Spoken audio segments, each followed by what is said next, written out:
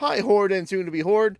This is the Injustice Count. I'm your #1 undead activist, Zombo Undead Person, where I mark down all the violations that the Alivers did against us and make them pay. We're going classic today with Night of the Living Dead. Some say it's even the start of the genre that got my kind on the map.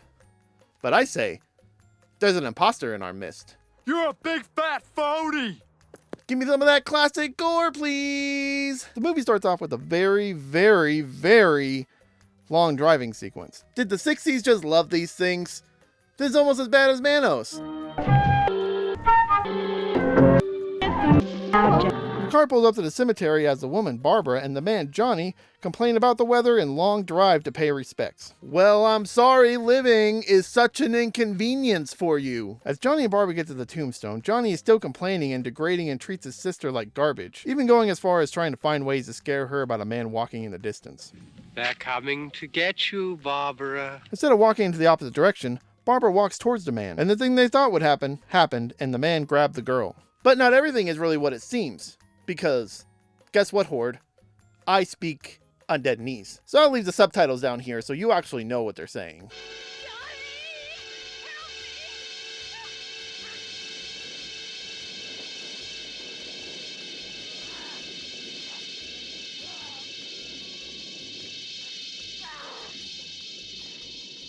When you cross a mentally ill loner with a society that abandons him and treats him like trash, Call the police, I'll Chief. tell you what you Call get. the police. You get what you fucking deserve. He accidentally kills Johnny, suddenly realizing his mistake, but Barbara is already running away. As the misunderstanding continues, Barbara crashes the car since people in the 60s didn't think women could drive. Soon she finds a house where she decides to break and enter. The apparently deaf Barbara walks around the house with a deadly weapon, ready to defend herself. Other undead arrive to help our current undead person from a potentially dangerous situation. You see, the Hordes actually show up for a reason. And I got a graph to show that. Come here. Come here. When one of us is in danger, our little brainwaves sync. And that way we can help each other out. You know, strength in numbers. She runs outside the house and finds a black person. You know, even in the 60s, I bet this jump scare went a little like this.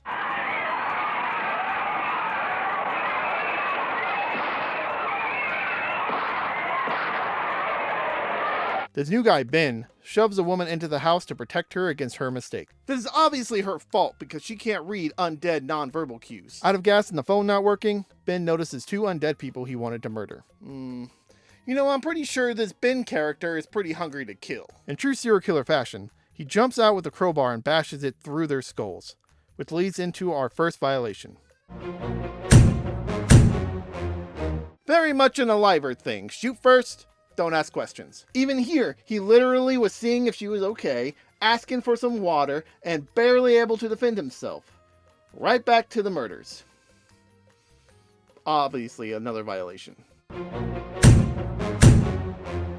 Ben is in a murderous rampage, and Horde, we need to protect our own. The antagonist locks the door behind him so he can't face judgment for his crimes. Don't look at it. It! How dare you! His eyes are still twitching. He's still there. You have the... He is the scum of the earth, Horde. Boo this man. Boo this man!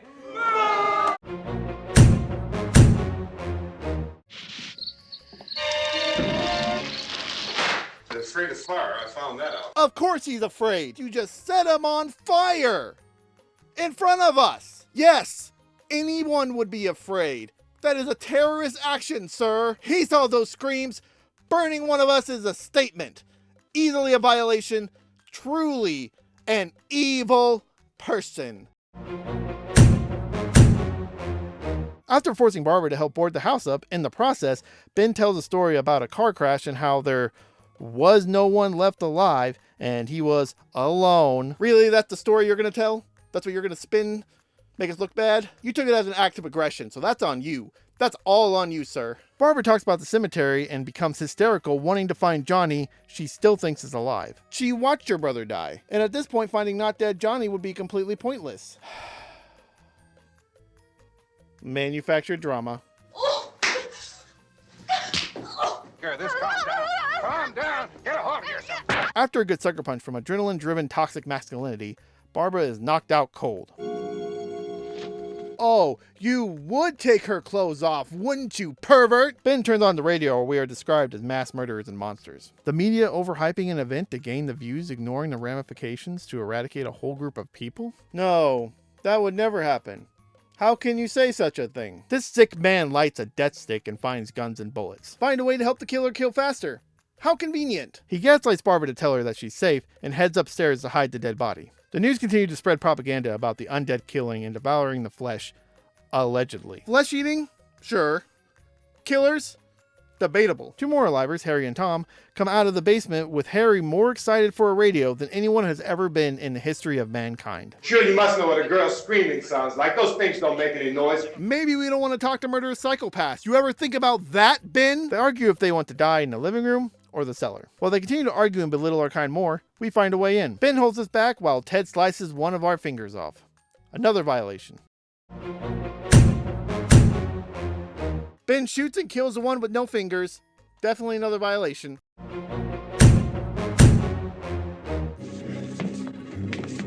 Ben shoots the other one trying to take revenge. Violation. Harry and his wife Helen and daughter Karen are in the basement with Karen laying sick. Both bicker about how much they hate each other, and she convinces Harry to open the door. For the brainwashing news is more important than her dying daughter. Judy takes over for Helen to watch over Karen. Barbara stares at the design on the couch as she separates her thoughts from her current existence. Harry and Helen still complaining as Ben brings the TV in. The news station reports the unalive coming alive due to a government experiment, causing radiation to give us life. Well, I'm no accident, and I'm not a mutant. I'm here. I may eat your ear. Get used to it. The group tries to create a plan as Ben tells Helen to stop being lazy and watch her own kid. The TV talks more about the scientists playing sick games about dismantling us and watching us suffer. They're just dead flesh. The bodies must be carried to the street and burned. They must be burned immediately. Soak them with gasoline and burn them. Their plan is to get the gas, throwing flaming death bottles at us to get to the truck. Tom and Judy talk about their plans and how much they love each other and how they're going to grow old and make babies and all this crazy stuff. They're going to die. When Barbara finally finds out they're going to leave, she gets the motivation to move. Everyone prepares for the plan, opening the door. Harry opens the window upstairs. The Molotovs are thrown, setting the undead on fire. Violation! Tom, Judy, and Ben get to the car as Harry watches from the second floor. They get to the gas pump, but then they fumble the gas everywhere and Ben lights the car on fire. The very smart Alivers drive away in a flaming death machine, blowing themselves up in the process. Even though the Horde wants to hurt him, Ben passes them pretty easily because it is lunchtime. Don't work off the clock. We know our rights. Ben shot two of us during the altercation. Another violation. Ben and Harry secure the door, as the Horde is busy eating their lunch provided by the crew as payment for being there. Then Ben did what Ben does best. He punches Harry. Assault and battery is Ben's comfort pillow. After most of the Horde finished their meal, Barbara remembered they still had a car. You remember the car, but not your bro dying? Where's your priorities, girl? As the news keeps saying things, Marauders mention how the head is the weak spot. Into the flesh-eating ghoul. Against the ghoul. Ghouls. The ghoul, the ghoul, the ghoul. This right here, Horde. This is the language that we're dealing with. Ghouls. Ugh. Violation! Chief McClellan, how's everything going? Well, we killed 19 of them today right in this area. We came over and beat them off, blasted them down. George, beat them or burn them. They go up pretty easy. You know, when we find them, we can kill them. Yeah, they're dead. They're all messed up. Wow.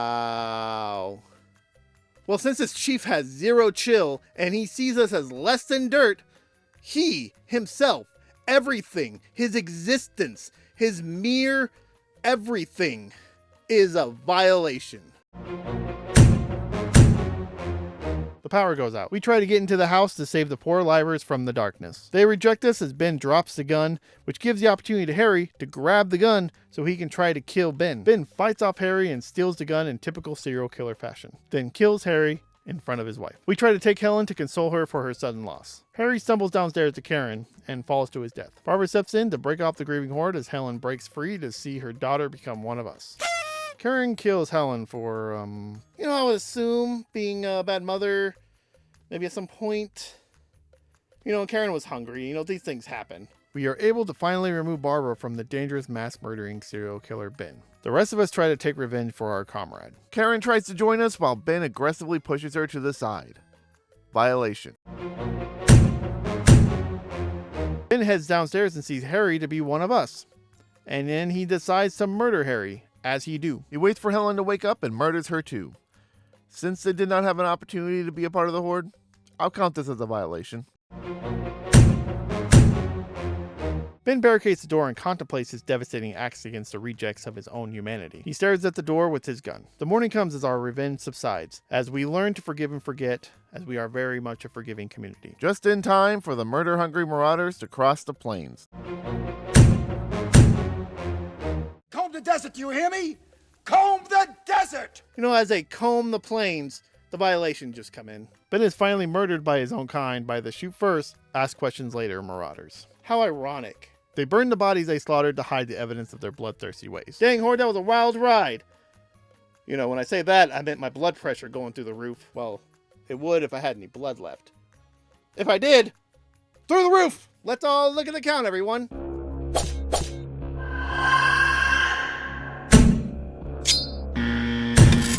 Yes, Horde, we're doing the lawsuit. We're doing the lawsuit. We're doing it. We're doing it. I'm filing it. Boom, baby. Even if the statute of limitations pass, I don't care. I'm still going to file it. Who's going to stop me? Who the... The space is so much bigger. I can breathe. Haha, just kidding. I can't. Oh, it's a thingy bobber. Of course they're afraid. Oh, wait, no. Wrong line. Back up. Back up. Ba-la-la-la-la. Boo-boo-doop. Boop. Boop. Oh my god. I didn't have to open my mouth for that burp. Yeah, baby, we're doing a lawsuit. Whoa, what? He saw those screams. Burning one of... I gotta make sure we're recording. Are we recording? Yes, we are. Yes, we are, Clarice. No, what kind of murder-happy characters? Smoke. Smoke. Are you smoking yet?